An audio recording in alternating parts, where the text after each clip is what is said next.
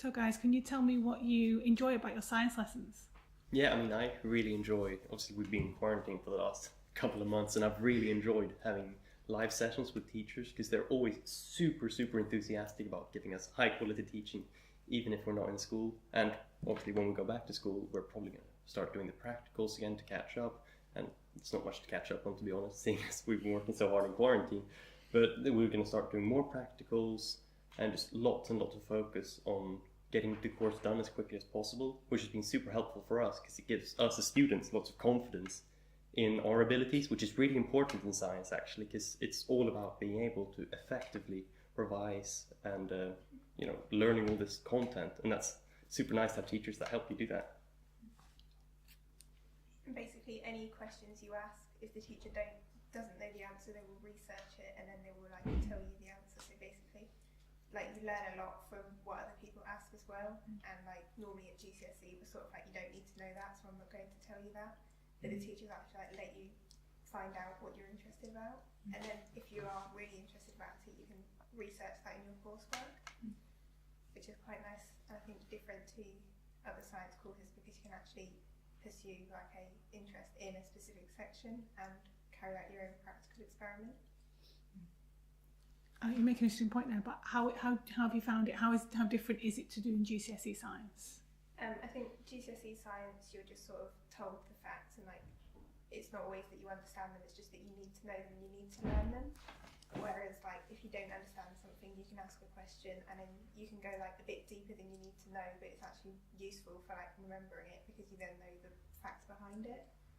And then obviously at GCSE you're not assessed on any practicals, whereas you have a whole experiment you carry out and write up. So it's not all exam based at the end of the year. Yeah, I mean, something else that I quite like is the actual IA, because I'm not a huge science fan, but with the IA, which is our coursework, it means that I've chosen a topic that really interests me so that I can research and then I can do an experiment on it, which is always the best part of science, if you ask me. And although it's quite daunting, the teachers really help you through it, and once you kind of get going, it's much easier than you think it would be, so that's quite fun for me.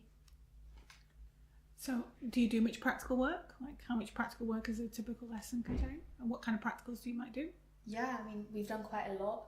You'll see a couple of practicals from GCSE pop up again, but you kind of explore things further. We did a heart dissection, which is kind of gross but really fun because it's really hands-on, and you've obviously kind of seen and learned about the heart, but when you actually have it there and then you can look at things in our heart, it just helps to put things into a better perspective, and it just means that it's kind of a different way of learning rather than just being told this is what happens in the heart, this is the valves and whatever. You actually get to see them and to kind of have a feel, however morbid that is. So yeah, I do think the practicals really add an extra kind of level to learning science.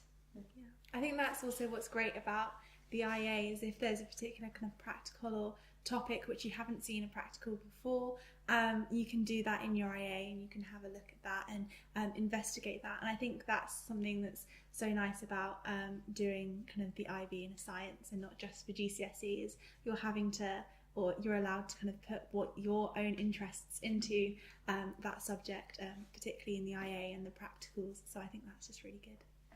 And is that true across the board, not just in biology? There's lots of other sciences? Yeah, definitely. So I'd say physics. I think anyone knows that physics. And especially for my IA, I kind of want to do something completely original. So I'm looking at the effect of temperature on a rubber band when you have the rubber band in a catapult and you are launching projectiles across the room. So I just thought it was quite original, quite fun, I'm hoping there's some good science behind it. It's my own. It's quite nice. Yeah, and I'm doing something original that's not in the course for my chemistry IA as well, because I'm looking at an oscillating reaction.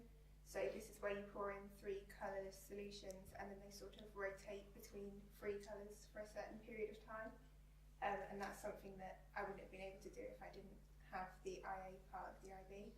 I think that's really interesting because it's not that well known, so I can sort of learn about it more. So is there anything else that people need to know? Why should they take IB Science? I mean, I think Kelda hit the nail on the head there with the idea that in the IB course across all science, it's not just about an exam, it's about learning real proper science, which is hugely interesting. I mean, obviously oscillating reactions aren't part of the course, but she wanted to learn about them anyway and went and did that for the IA, which is super helpful for obviously future careers in science. Brilliant. Thank you very much.